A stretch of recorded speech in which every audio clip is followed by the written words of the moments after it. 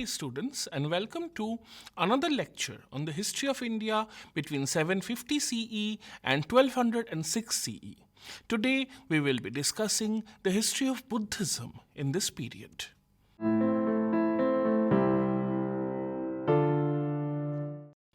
Now, generally it is accepted that Buddhism declined in India during the early medieval period. While it did not completely disappear, it was marginalized politically, culturally, and geographically. While certain Buddhist monasteries continued to exist and function through much of the early medieval period, many of them stopped functioning and altogether vanished. Buddhism would enjoy a stronghold in eastern India, specifically in Bengal and Bihar, as well as in Kashmir, in many Himalayan regions, and across the mountains in Tibet. But when the early medieval period was drawing to a close, only the Himalayan monasteries and those in Tibet survived. Various reasons have been discussed regarding the reasons for the decline of Buddhism, and it has been generally agreed that it was due to a combination of reasons, including the retreat of Buddhism when confronted with a more assertive Hinduism, a change in doctrine due to tantric influence, foreign invasions, etc. However, in spite of all of this, Buddhism did have a varied and interesting history in this period, and this needs to be looked at in detail. Thus, we will be looking at changing Buddhist doctrine and philosophy, including the entry of Tantra, the condition of the Buddhist monasteries, and the overall decline of Buddhism in India.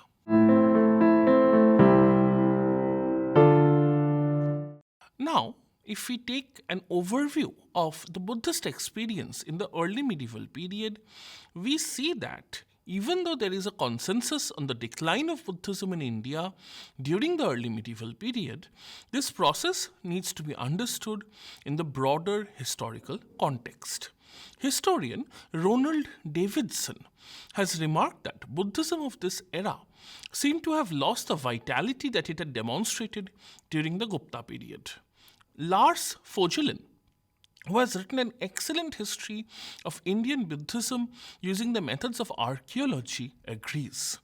He has pointed out that the Chinese traveler and scholar Xuanzang, also known as Huan Sang, had discovered that many of the smaller monasteries and pilgrimage sites of Buddhism in India were abandoned as early as 631 CE.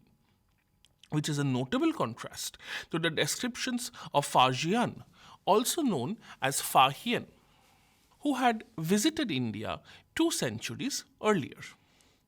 Xuanzang would go on to note that while the smaller institutions were withering, the larger monasteries were like luxurious fortresses, fed by massive landholdings, practicing scholastic forms of Buddhism which was divorced from the daily lives of the masses.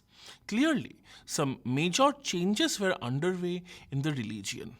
This sentiment is echoed by Davidson, who points out that Buddhist practice and activities no longer seem to have obvious benefits for the people. This allowed Hindu representatives like Shankar to depict Buddhism as deceitful and harmful. Ronald Davidson has argued that Buddhism in the early medieval period took an esoteric turn which was already reflected in specific social changes. Buddhism at this time consisted of 3 primary groups: the monks of the Orthodox Sangha residing in the monasteries, the general Buddhist laity, that is the common people who had adopted Buddhism, and the Buddhist Siddhas, who were a new type of personality emerging from within Buddhism, who dwelt at the margins and claimed to be perfected. As the early medieval period progressed, the Buddhist laity, who were mainly involved in and informed by the Mahayana type of Buddhism, waned in influence. Thus, Buddhism revolved around the 2 poles of the Orthodox Sangha and the increasingly radical Siddha. Historian Ronald Davidson has enumerated 6 factors that influenced the nature and functioning of Buddhism in the early medieval period. Firstly, the patronage system of Buddhism began to unravel. Secondly, with decreasing patronage, the institutional basis of Buddhism contracted, with both numbers of institutions and geographical spread rapidly shrinking. Thirdly, women's participation in Buddhism, both as nuns and as members of the laity, sharply contracted and almost vanished.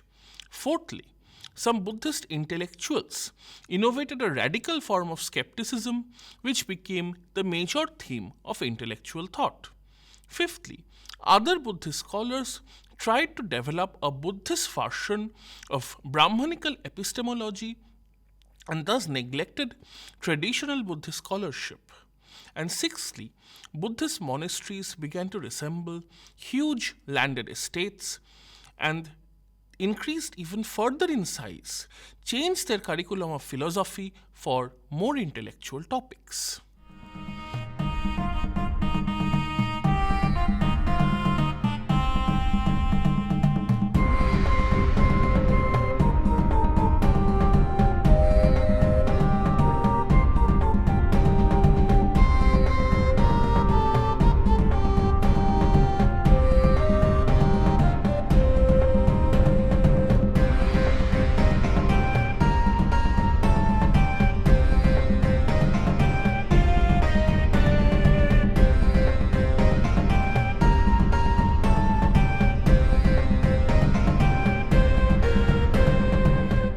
Loss of patronage was a serious problem, and it definitely contributed to the crisis of Buddhism.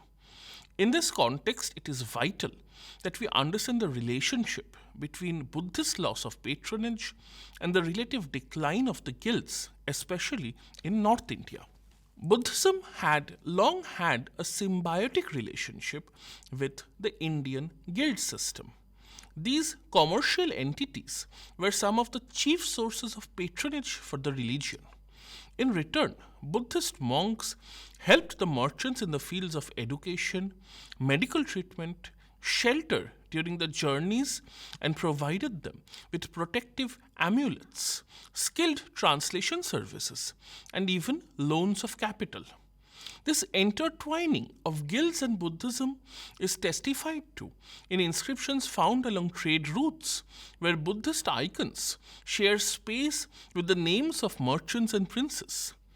In turn, trading and guilds entered Buddhist thought. For example, the Gandhavuha Vashanti, a bodhisattva, explains how she may appear as a caravan master to rescue those who are lost in the wilderness. When Hinduism was discouraging maritime travel, Buddhist bodhisattvas were named as the guardians of mariners. Systems of patronage were not just limited to guilds but also to rulers. Patronizing Buddhist monks and monasteries was seen as a sign of legitimacy throughout India. The monks helped in translating foreign languages, acted as scribes, and oversaw capital expenditure and the patronization of art. But the system of patronage was changing. There was a tendency for Indian guilds to drift more towards land ownership and become feudatory entities. What this meant in practice was that the national trade networks became fragmented into many local ones tied to local lords. The guilds essentially became tributary to the landed lords who needed their resources for military campaigns. The 8th century text Nitishara and the Raj Tarangini have documented multiple instances of guilds being exploited to provide funding for military campaigns. Moreover, guilds could also be potential rivals in terms of power, as militarized merchants or guilds arming ascetic orders were well known. So, to keep the guilds in check, they would be given a land grant, which tied them to the structure of government and to a specific locality. The long distance guilds were especially vulnerable to this sort of erosion of power. Thus, a huge amount of the financial resources of the guilds came to be relocated into the hands of the political ruling class. Only the very biggest guilds, like the Sreni or the Goshtika, survived. South India, of course, had the powerful Ayavol, which often employed its own military force and was subject to no other power. But in most areas of the north, trade slackened and the power of the guilds dropped off, and few of the guilds survived. Trade routes, both overland and oceanic, became tougher for Indian merchants with stiff Arab competition. Arab traders were involved not just in the Arabian Sea trade, but also in this trade with Indonesia and China. Arab traders were even welcomed by Indian kings like Rashtrakutas, and Arab dinars were used as currency. So Indian merchants were marginalized and saw a great drop in their revenue. Only Burma, Nepal, and Tibet remained Buddhist, and thus foreign trade and Buddhist relations with them continued. The impact of these changes were felt deeply when it came to the patronage of Buddhist institutions. The symbiotic relationship with the guilds was broken. They simply now lacked the financial powers to be adequate patrons. The only other option was state patronage. But there, the Buddhists found themselves outcompeted by Hindus, whose rituals and systems seemed to be more compatible with the needs of contemporary state power. This had social consequences. Buddhism, because of its alliance with merchants, had long been able to question structures of power. Thus, they were sharply critical of the caste system which had forced Brahmanical Hinduism on the defensive. Moreover, when tribal people who had been hitherto outside the caste system now staked a claim to social position, Buddhists had been able to argue that they did not need Brahmanical legitimization. Buddhists had also been able to position the construction and dedication of stupas by kings as a sign of royal legitimacy. Now, all of these were in crisis. Buddhist political rights were eclipsed by Puranic ceremonies. In case of the socially marginalized, where Buddhists had enjoyed a virtual monopoly, there was a stiff challenge from the Poshupata missionaries, who were Shaiva ascetics, emulating Buddhist methods of teaching and adopting the marginalized people. They were even the focus of royal temple building, and they worked closely with the Brahmins. Thus, in the space of a few decades, from the mid 7th century, Buddhism was faced with multiple crises: loss of patronage, loss of old areas of dominance, challenges from other groups. Even their iconography was usurped by the Poshupatas while depicting the founder of the movement.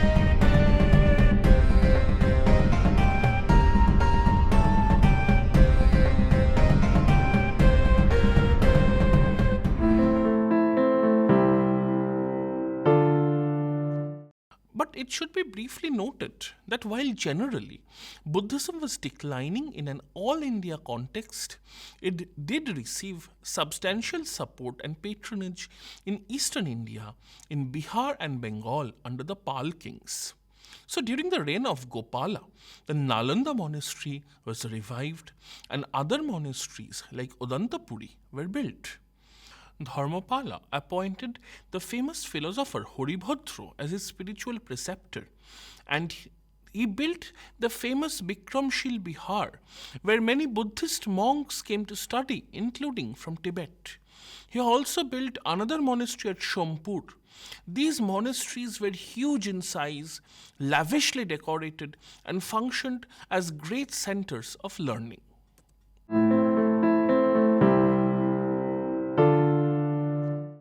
Now we must look at how doctrine changed in Buddhism. Along with the general all India decline in patronage, there was a developing crisis in Buddhist doctrine. Earlier, Buddhist doctrine had depended on collective and consensual interpretation of scripture. However, in the early medieval period, there was a perception of weakness about doctrine as it came under frontal assault from the Brahmanical Hindu religion.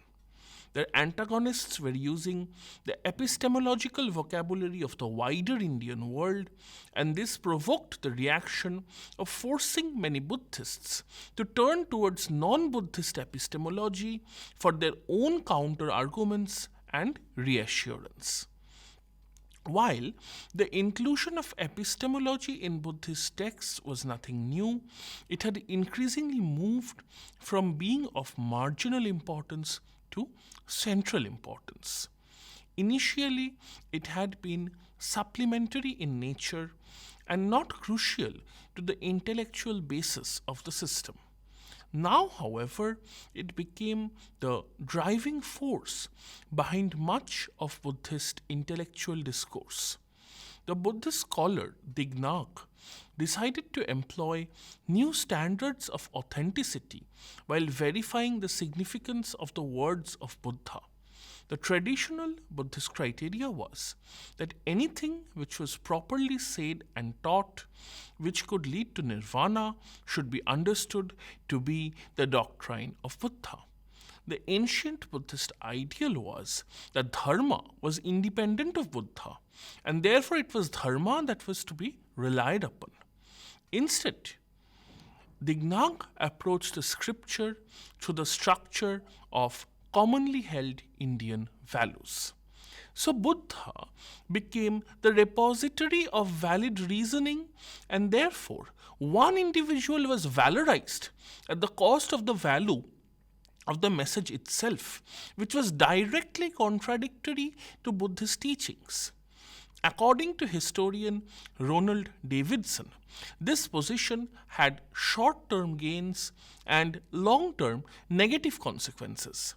In the short term, Buddha became central to Buddhist epistemology, and later scholars like Dharmakirti presented him as the source of unconflicted truth. In the long term, however, this shifted the terms of the intellectual discourse surrounding Buddhism, and Buddhist debaters had to defend whether it was Buddha himself who was wrong or whether theirs was the error.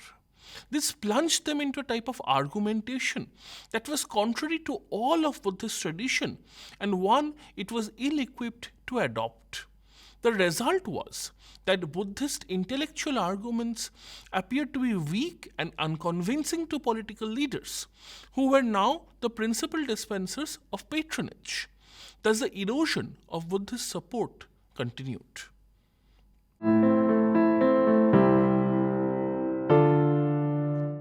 We must now look at Tantric Buddhism. One aspect of the changing of doctrine in early medieval Buddhism was the intrusion of tantric ideas and rituals directly into Buddhist doctrine. Tantrika practices, like the recitation of mantras, became central to Buddhist practice at this time. Texts like the Gujja Samaj and the Manjus Srimalakulpa have gone into the details about the importance and use of mantras. This was accompanied by the focus on a large pantheon. While Mahayana Buddhism had included the worship of bodhisattvas, Buddhas, demigods, etc., Tantrika Buddhism vastly amplified this. This Tantrika Buddhism took several forms, such as the Mantrayana school, which mainly concerned itself with mantras, magic circles, prayers, etc., and the Vajrayana school, which argued that Vajra was the ultimate reality or Shunyata, and by following the adamantine or diamond path, one could reach the truth. It also introduced yoga into ordinary worship. From Vajrayana, other smaller schools developed, like the Shahojayana and the Kalchakrayana. There was also the cult of the Siddhacharyas, who had attained supernatural powers through yoga.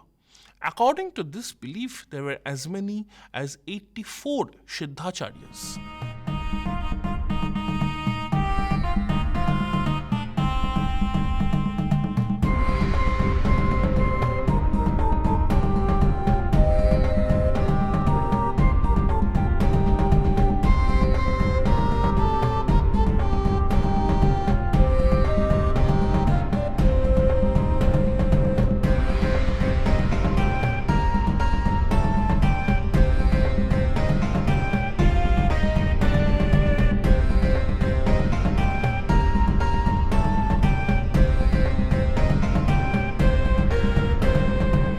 Now, Tantrika Buddhism has been criticized by many modern scholars because, according to them, it engulfed Buddhism in mysticism and vulgarity. The elaborate rituals and practices of Tantrika rites have been seen as distortions and deviations from Buddhism by scholars like Kern, R.L. Mitra, Winternitz, etc. Others have pointed out that modern scholars have misread the texts and that much of the language is symbolic and that it was actually one of the highest expressions of Indian mysticism. One area in which the Tantrika practice has been praised is in the arena of social change. Tantrika religion was extremely popular among lower castes and outcasts. Of the 84 Siddhacharyas, many were from the lower castes like the Chandalas, washermen, oilmen, tailors, etc. Siddhacharyas ignored social restrictions and taboos.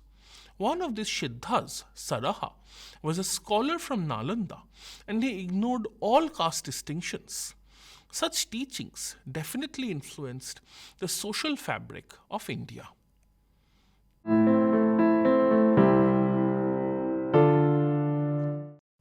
Now, we must look at the changing nature of Buddhist monasteries. The change in the nature of the monastic centers in the early medieval period is truly striking. The monasteries faced all the hazards that Buddhism as a whole was facing: loss of patronage, political uncertainty, etc. The big urban centers too faced several crises, and the population shifted to smaller market centers. Buddhism itself came to be geographically pushed away from North India. It was in this period that we see a change in the nature of the monasteries. They came to resemble feudal structures. This pattern can be distinguished from the 7th to the 14th centuries. The abbots administered the monastic estates and established relations of loyalty in ways highly reminiscent of feudalism. The great monasteries, or the Mahaviharas, established numerous branch institutions and they acted like feudal representatives of the mother institution. There were also changes in monastic architecture, and it has been remarked that they came to resemble each other. Earlier, sites like Nagarjunkonda, Shanchi, Taxila, and Ellora had different layouts and showcased a wide array of local variations. However, the Mahaviharas, or the great monasteries, came to have broadly similar structure and layout. An example was the ubiquitous Dharma Chakra, where the wheel of Dharma was set between two deer above the name of the institution. Most famous of the monasteries was undoubtedly Nalanda. Nalanda was absolutely enormous, with Huensang saying it had several thousand monks and disciples, and I Ching specifying around 3,000. Both from their descriptions and archaeological excavations, we know that there were at least 8 large monastic structures and 2 smaller ones. The entire area was more than a kilometer long and another kilometer wide. It was surrounded by a wall. The buildings were remarkably tall. All textual descriptions of Nalanda have repeatedly emphasized the beauty of its construction. The descriptions left by Huensang and I Ching leave us in no doubt about the elaborate system of education and the thoroughness with which it was practiced. These monasteries were closely connected to the surrounding areas and villages, as these were given to them in the form of land grants. So the monastery not only administered these villages, but also acted as a judge, settling disputes and handling litigation. Moreover, archaeological evidence has been found indicating the monasteries had close relations with each other.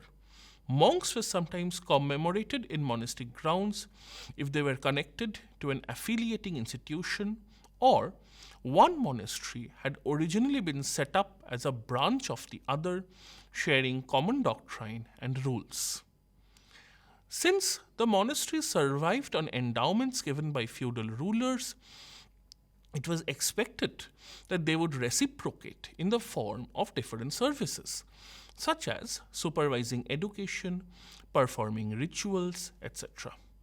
Monasteries and monks were valued enough that they were often factors in military conflict. Unfortunately, this also made them targets of these conflicts. There are several mentions of monasteries being set aflame by hostile forces. Tibetan records indicate Nalanda may have been burned down once in the 8th century CE.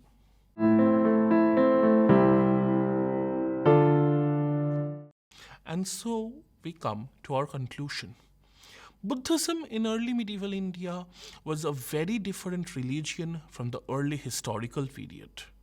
It was declining and on the defensive, innovating with new doctrinal practices, and its monasteries had changed their character. While it continued to be popular and widely followed in some areas, the zenith of its fame and power was in the past. Thus, it would continue to dwindle, becoming only a very marginal religion in the country of its birth, even as it flourished elsewhere around the world. Thank you.